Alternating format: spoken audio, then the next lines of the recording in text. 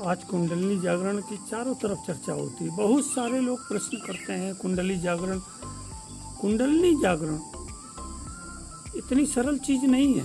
ये बिना किसी योग्य गुरु और दक्ष निर्देशक के बिना अगर सिद्ध भी कर ली गई किसी तरह से, तो निश्चित रूप से इसके परिणाम बहुत घातक भी हो सकते हैं। कुंडलिनी ऐसी महाशक्ति है जो इस पूरे विश्व ब्रह्मांड से अपना तारतम्य, अपना संपर्क स्थापित करके इस जीवन को जो हमको मिला है इसको परिपूर्ण बनाती है। कुंडलिनी जागरण के लिए अगर हम खोजते घूमें तो कोई योग्य गुरु आपको नहीं मिलेगा जिनको कुंडलिनी सिद्ध है। कुंडलिनी अपने आप में एक ऐसी विधा है जिसको समझने के लिए हमें बड़ी तत्परता की आवश्यकता है। तो आज हम कुंडलिनी के विषय में एक ऐसी सरल विधि के विषय में आप अपने अनुभव के आधार पर आपसे बात कर रहे हैं कि अगर उसका प्रयोग किया जाए तो कुंडलिनी जागरण संभव है। कुंडलिनी जागरण शक्तिपात से हो सकता है, गुरु की कृपा से, और मंत्र से भी हो सकता है। कुंभक लगा करके भी कुंडलिनी जागरण किया जा सकता है।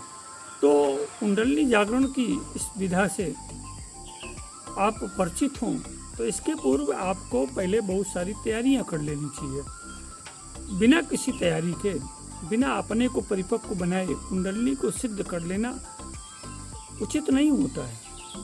जैसे एक कच्चा घड़ा, कच्चे घड़े में अगर पानी डाल दिया जाए तो क्या हो जाएगा? कच्चा घड़ा वो फट जाएगा, या उसमें जैसे ही नमी प्रवेश की वो अपने आप बढ़ जाएगा। और पक्के घड़े में पानी भर दीजिए तो वही आपको शीतलता का अनुभव कराएगा, आपको उष्णता से, गर्मी से राहत दिलाएगा। इसी तरह से अपने जो ये कच्चा घड़ा आपका तन है, ये जीवन है, इसको पक्का घड़ा बनाइए साधना से, तपस्या से, दिनचर्या से और तमाम तरह के मंत्र योग से खाते हैं। तो कच्चे आम में स्वाद क्या होता है? आपके मन को एकदम प्रतिष्ठित कर देता है। परंतु वही जब आम पक जाता है तो पका हुआ आम आपकी मन को प्रसन्नता देता है और उससे तमाम न्यूट्रिशंस भी आपको भरपूर मात्रा में मिलते हैं। इसी तरह से अपने को पका आम बनाइए, पका घड़ा बनाइए, तभी आपको कुंडलिनी सिद्धि से लाभ मिलेगा। तो कुंडलिनी सिद्धि के लिए हमें योग के 8 अंगों अर्थात हठ योग का पूर्ण अभ्यास करना पड़ेगा। यम, नियम, आसन, प्राणायाम, प्रत्याहार, धारणा, ध्यान और समाधि। यम से शुरू करिए और समाधि तक चले जाइए। यहाँ पर ध्यान कुंडलिनी सिद्ध होने की एक गारंटी होती है। ध्यान के समय जब हमारा मन इन सांसारिक भौतिक जगत से ऊपर उठ करके अंतर जगत की ओर मुड़ता है, तो इस अंतर जगत की ओर मुड़ करके उस प्रचंड ऊर्जा से अपने को समावेशित कर लेता है, गुच्छित कर लेता है, जिस ऊर्जा की अभी तक न हमें अनुभव था और न ही हमें इसकी कोई पहचान थी। जब धीरे धीरे आप ध्यान के परिपक्व अवस्था में चले जाएंगे, आपकी इच्छाएं, आपकी मनो अभिलाषाएं और आपकी चिंतन बिल्कुल रुक जाएगा, ठहर जाएगा, स्थिर हो जाएगा। जब आप ध्यान में जाते हैं तो ध्यान में भी आपको कई तरह की स्थितियों का सामना करना पड़ता है। आप ध्यान में जब गैन मुद्रा में होते हैं तो उस समय हम खोज करते रहते हैं, तो वो भी एक तरह का चिंतन है, वो भी एक अपनी तरह की चर्चा है।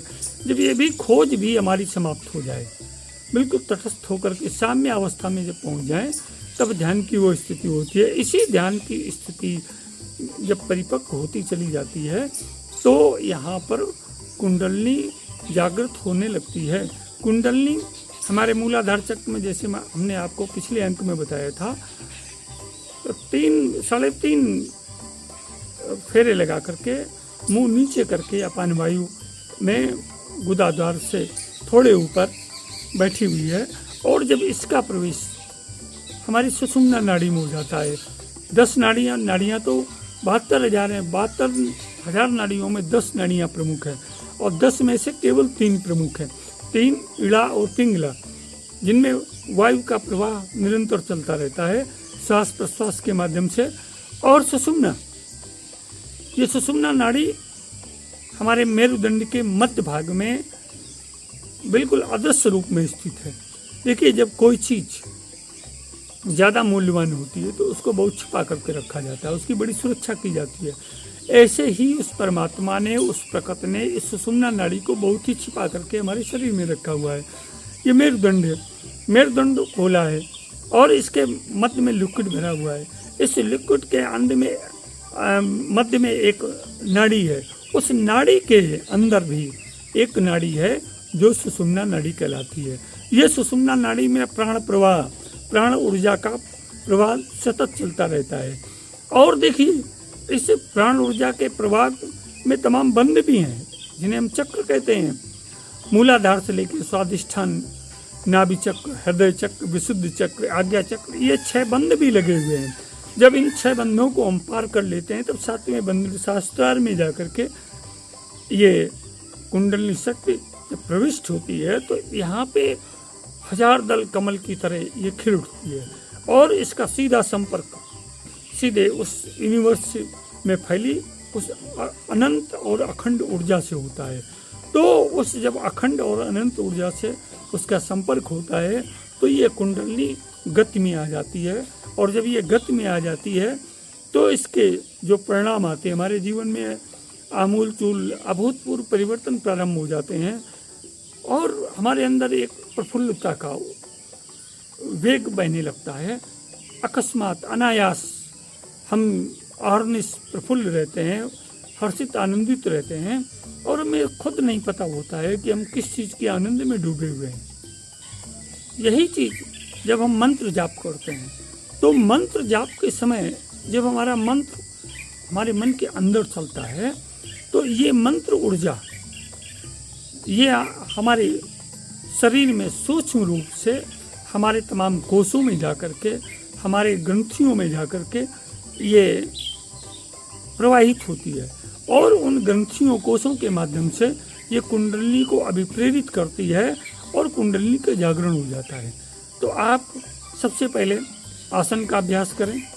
आसन के अभ्यास से पूर्व यम नियम का पालन करें, ब्रह्मचर्य का कठोरता पूर्वक पालन करें। इसके पश्चात आसन सिद्ध करें। एक आसन पर ज़्यादा देर तक बैठने के अभ्यास करें। आसन के बाद फिर आप प्राणायाम की ओर जाएं।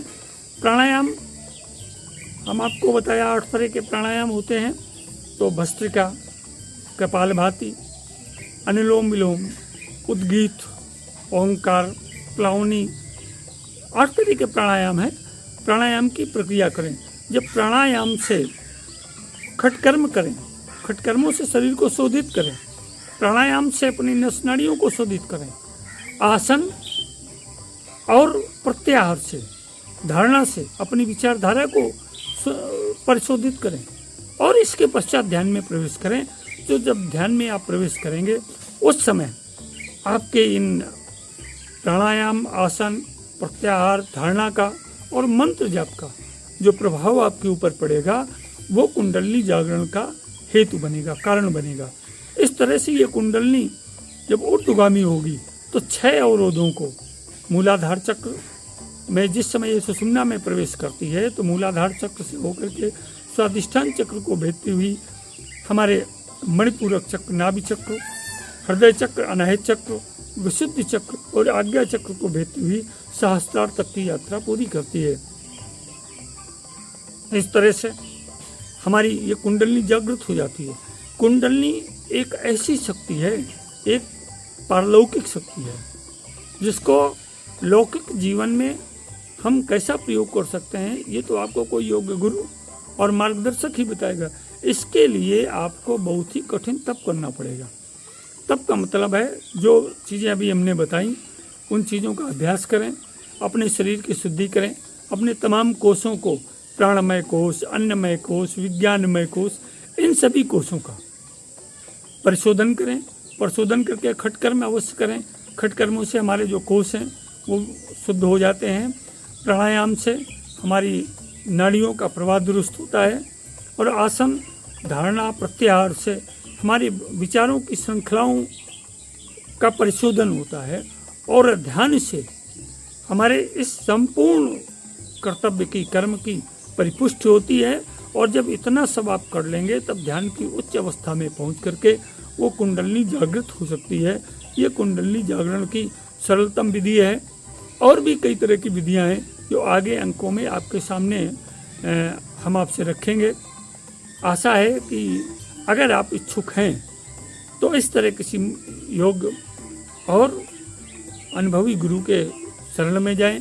गुरु तो आपको बहुत मिल जाएंगे, परंतु उस गुरु की खोज करना भी काफ़ी कठिन है। मार्गदर्शक आजकल आपको इस यूट्यूब पर, फेसबुक पर, ये तो ज्ञान के महासागर हैं, यहाँ पर बहुत सारे लोग आपको प्रवचन देते मिलेंगे, परंतु जिसको कुछ भी अनुभव है वो आपको इस दिशा में आगे प्रेरित कर सकता है। आपके सफल, स्वस्थ, उज्जवल जीवन की कामना के साथ सर्वे भवन्तु सुखिनः, सर्वे सन्तु निरामया, सर्वे भद्राणि पश्यन्तु, माँ कश्चित् दुःखभाग् भवेत्। जीवन के साथ योग चैनल में राजन आचार्य का सादर अभिवादन।